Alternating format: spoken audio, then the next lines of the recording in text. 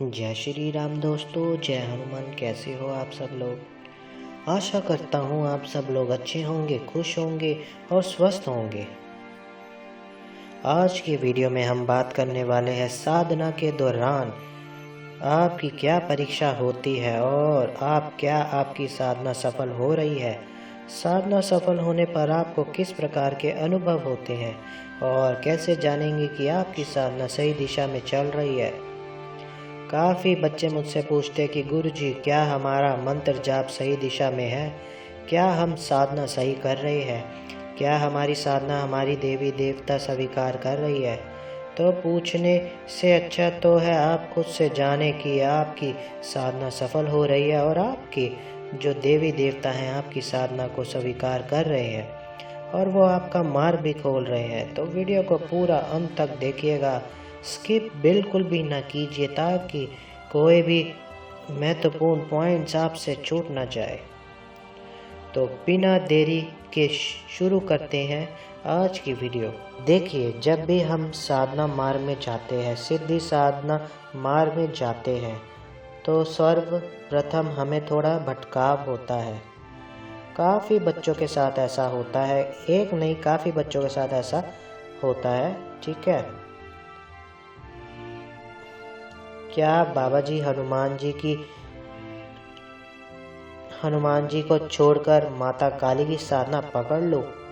क्या मैं माता काली को छोड़कर या माँ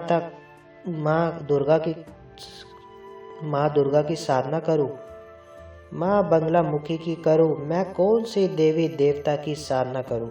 मैं ये साधना करते हुए मुझे 4 साल हो गए, 5 साल हो गए, 10 साल हो गए, लेकिन अभी तक मुझे कोई अनुभव नहीं हो रहा है किसी भी प्रकार का।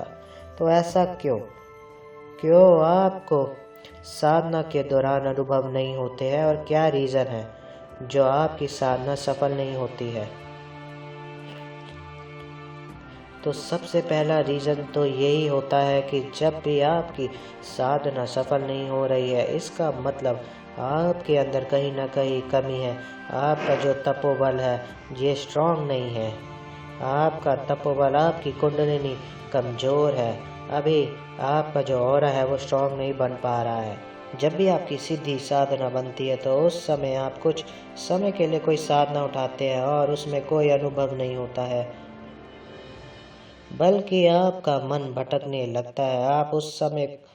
आप उस साधना को तत्काल छोड़ करके दूसरी साधना पकड़ लेते हैं। तो ये एक परीक्षा आपकी होती है, तो उस परीक्षा में आप असफल हो जाते हैं। इसके कारण से आपकी साधना भी असफल हो गई है। परीक्षा कैसी होती है? जैसे कि आप साधना मार्ग में बैठे हैं, साधना कर रहे हैं और आपको साधना मान के चलिए आपने 40 दिन की या 41 दिन की कोई साधना शुरू करी है। तो 1-2 दिन में जो आपने साधना बहुत अच्छा मन लगा के, काफ़ी अच्छा लगा कर उसमें आप बड़ी रुचि से आपने उस साधना की। फिर आपके साथ में क्या होता है, थोड़ी ब्लॉकेज आने लगती है, थोड़ा धुंधलापन आपकी साधना में, थोड़ा मन खट्टा हो जाता है और थोड़ा चिड़चिड़ापन आपके अंदर बढ़ता है, क्रोध बढ़ने लगता है। ये सारे आपके साधना के अनुभव होते हैं। साधना सही दिशा में बढ़ रही है। काफ़ी बच्चे छोड़ देते हैं साधना को कि घर में लड़ाई झगड़े शुरू हो गए हैं, मनमुटाव का माहौल हो गया है, हमारा दिमाग जो स्थिर नहीं हो रहा है, हम बावले से होते जा रहे हैं, क्रोध आ रहा है हमें। तो ये सारे अनुभव देखते हुए लोग साधना छोड़ देते हैं, यानी कि ये साधना कुछ न कुछ गड़बड़ कर रहा है। नहीं, लेकिन वो साधना आपकी सफल हो रही है, उस साधना के अनुभव है। ठीक है, इसी कारण से वो साधना आपको कंटिन्यू रखनी है, छोड़नी नहीं है। ठीक है, अगला, जब आपकी साधना सफल होने वाली होती है तो आपको सबसे पहले उसके अंदर क्या चाहिए होता है? आपको चाहिए होता है एक योग्य गुरु। आजकल सोशल मीडिया पर आपको गुरु काफ़ी मिल जाएंगे। ऑनलाइन दीक्षा का सिस्टम बहुत अच्छा चला हुआ है। बच्चे मुझसे भी बोलते हैं, क्या बाबा मुझे ऑनलाइन दीक्षा दे दीजिए, मैं इतनी दूर से हूँ, मैं यहाँ से हूँ। तो क्या आपको हम पर भरोसा है कि क्या हम आपको ऑनलाइन आपको दीक्षा दे, उसके बाद हम आपसे मिले या ना मिले? क्या पता हमने आपको सही ज्ञान दिया या ना दिया। तो ऑनलाइन दीक्षा लेने का कोई सिस्टम नहीं होता है। आजकल तो ऑनलाइन सब कुछ हो रहा है। ऑनलाइन शादियाँ हो रही हैं, ऑनलाइन डिलीवरियाँ, हर चीज़ की पता नहीं क्या क्या हो रहा है।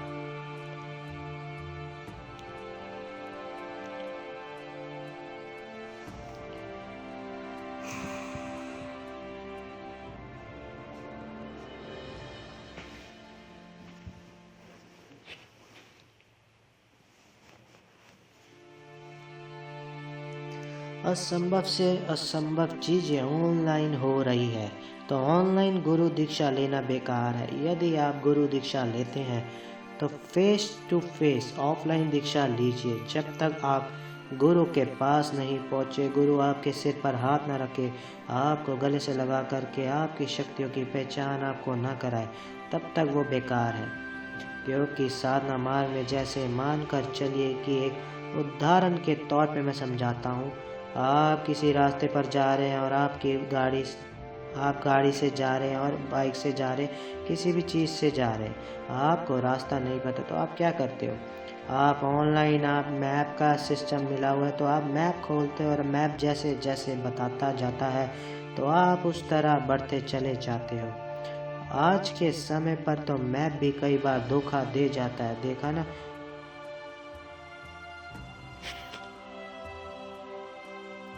ठीक है, अब आप समझ नहीं पा रहे उसको, ऑनलाइन में जो चीज़ें आपको दिखाई गई है आप समझ नहीं पा रहे कि उसमें रेड लाइट दिखा रही है यानी कि आगे रास्ता खराब है, या फिर कुछ पीली पीली लाइनें दिखाते हैं मैप में यानी कि हम जो रास्ता है आपका ऊबड़ खाबड़ है। तो रेड लाइन आ गई तो यानी कि रास्ता वहाँ से आगे आपको जाना सही नहीं है। लेकिन काफ़ी अगर समझ है तो आप समझ गए, नहीं समझे तो वो लोग मैप तो खोल लिया लेकिन उसकी पूरी जानकारी ना होने के कारण वह धोखा खा जाते हैं।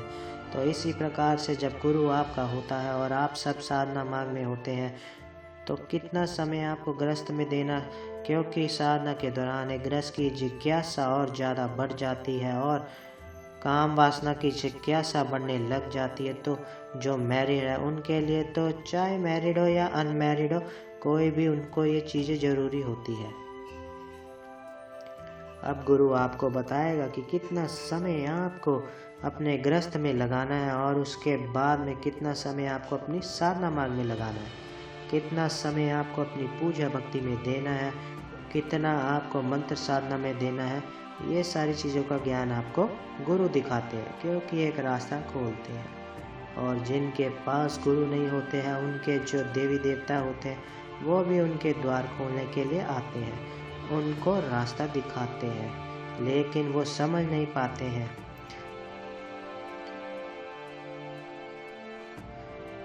ठीक है, तो इस चीज़ को बताने के लिए गुरु की बहुत ज़रूरी है।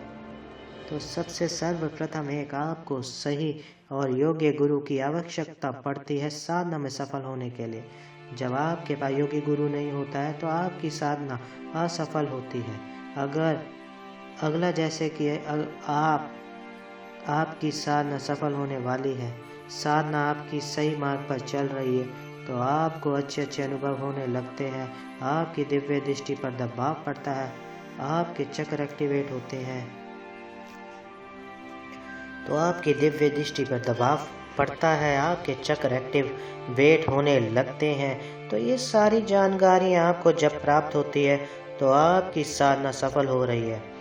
तो ये इस चीज़ का संकेत मिल रहा है आपको। गुरु आपको सही मार्ग पर चलने की जानकारियाँ देते हैं। और जैसे कि अगर आपकी साधना कोई सफल हो रही है, साधना आपकी सफल हो गई, तो आप जब अपनी आंखें बंद करते हैं तो आपको विचार धारणाएँ आती हैं, उसमें कुछ गलत विचार धारणाएँ भी आती हैं और अच्छी विचार धारणा भी आती हैं। उन विचार धारणाओं को आप समझ नहीं पाते हो और आप साधना को बंद कर देते हो, तो वह साधना वहाँ आपकी ब्लॉक हो गई, उससे आगे आपको फिर सफलता नहीं मिल रही उस साधना में। तो ये गलतियाँ भी, यदि आपके पास ज्ञान है तो आप जान जाएंगे, अगर ज्ञान नहीं है तो आप जान नहीं पाएंगे। अब बच्चे कहते हैं कि बिना गुरु के हम साधना कर सकती है क्या? फलाने देवी देवता की या बीज मंत्र की या किसी भी, तो बिना गुरु के भी यदि आप साधना शुरू भी कर देते हैं, अपने देवी देवता को आप गुरु बना लेते हो, तो जैसे मैंने आपको यहाँ पर मैप का सिस्टम बताया, तो अगर देवी देवता आपको किसी प्रकार से कोई रास्ता दिखा भी रहे हैं, आपको सपने में आ रहा है, तो अगर आएगा तो वो आपको ही देवी देवता सामने आ कर के तो आपको नहीं बताएंगे कि भाई नहीं, तेरा रास्ता नहीं, ये नहीं है, ये है, ये है। तो ऐसे सामने आकर प्रत्यक्ष में तो नहीं बताते देवी देवता। आपको आपके अनुभव के दौरान, आपके विचारधाराओं के दौरान या स्वप्न सिद्धि से आपको देवी देवता रास्ता दिखाते हैं, लेकिन हम उनको नहीं समझ पाते हैं। जब समझ नहीं पाते तो वही हम गलती कर बैठते हैं, तो वो गलत रास्ता हमारा मुड़ जाता है, तो वहाँ पे बेकार हो जाते हैं सभी साधना के सिस्टम। अब जब आपकी साधना सफल होती है तो सबसे पहले आपको अनुभव क्या होते हैं? आपको अपने घर के पितर और कुल देवी देवता के दर्शन होने लगते हैं, क्योंकि साधना में सफलता प्राप्त करने में सबसे बड़ा हाथ होता है पितर और कुल देवी देवता का। कोई माने तो सही, ना माने तो सही, माने न माने, लेकिन पितर और कुल देवी देवता का सर्वप्रथम हाथ होता है आपकी साधना मार्ग में आपको सफलता दिलाने में। तो आपको सपने में उनके दर्शन होंगे, वो हंसते खिलखिलाते हुए, मुस्कुराते हुए आपको आशीष देते हैं कि आपको ऐसे इस प्रकार के सपने आएंगे। दूसरा, आपके इष्ट आपको सपने में दिखाई दे रहे हैं बार बार। जैसे आपने माता की साधना करी है या बाबा की साधना की है आपने, तो आपको या तो कोई छोटा बच्चा या छोटी बच्ची खूब श्रृंगार करते हुए, जैसे देवी देवता का स्वरूप होता है, इसी रूप में हंसते हुए श्रृंगार में आपकी तरफ आगे बढ़ते हुए, आपको आशीष देते हुए, मुस्कुराते हुए दिख रहे हैं, यानी कि आपकी साधना सही मार्ग में है। फिर आपको दर्शन होते हैं आपके गुरुदेव के, जो आपके गुरु होंगे, आपको उनके दर्शन होंगे, आप उनसे बैठे हैं, वार्तालाप कर रहे हैं, आप उन्हीं की तरह कुछ कार्य कर रहे हैं। जिस प्रकार से आपके गुरु झाड़ फूँक कर रहे हैं, आप अपने आप को भी देखेंगे, हम झाड़ फूँक कर रहे हैं, हम किसी को झाड़ा लगा रहे हैं, हम किसी की पूछाएँ दे रहे हैं। तो ये सारे जो सिस्टम होते हैं, ये भी बताते हैं कि आपकी साधना सही दिशा में और सफल हो रही है। ठीक है। और एक नेगेटिविटी जब आपकी साधना को रोकती है तो उसमें क्या संकेत मिलते हैं? उसमें संकेत, एक तो आपका साधना मार्ग से मन चुराना साधना मार्ग में। दूसरा, नेगेटिविटी आपको सपने में ये एहसास कराती है कि कितना दिन हो गया तुझे साधना करते करते, अभी तक तुझे कोई सफलता नहीं मिली, तू ये छोड़ दे साधना, तुझे सफलता नहीं मिलेगी, ठीक है, तू छोड़ दे इसे, आगे तुझे नहीं बढ़ना है। अब ऐसी परिस्थिति कब आती है? जब आपके घर में कोई नेगेटिविटी है, या आपका जोड़ा है, मैरिड है, या तो उसके जोड़े में यदि वाइफ को नेगेटिविटी है तो उसकी नेगेटिविटी आपको रोकती है। यदि हस्बैंड में कोई नेगेटिविटी है तो वो आपको रोकेगी, या फिर कोई परिवार में है किसी को नेगेटिविटी, तो वो आपके साधना से उनको दिक्कत होती है। तो अब वो आपको डायरेक्टली तो नहीं बोलेंगे, लेकिन आपको इस प्रकार से अनुभव देने शुरू कर देंगे कि ये साधना आपके लिए सही नहीं है, इस साधना में आपको सफलता नहीं मिल रही है, तो इस साधना को आपको छोड़ देना चाहिए, नहीं करना चाहिए, इसमें आपको कोई अनुभव नहीं हो रहा है, आपको सफलता नहीं मिल रही है, इसमें आपको कोई सफलता नहीं मिलेगी, कोई अनुभव नहीं मिलेंगे, और ये आपके लिए सही रास्ता नहीं है। तो नेगेटिविटी इस प्रकार से आपको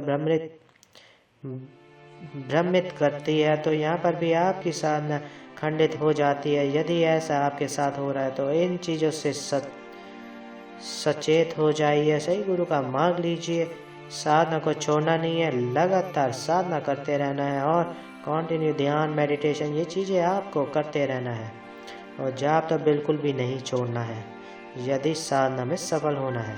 तो यदि आपकी साधना सफल हो रही है तो इस प्रकार के संकेत आपको प्राप्त होते हैं, ठीक है, अगर मेरी वीडियो अच्छी लगे तो मेरी वीडियो को लाइक कीजिए, ज़्यादा से ज़्यादा शेयर कीजिए। जय श्री राम दोस्तों, जय हनुमान।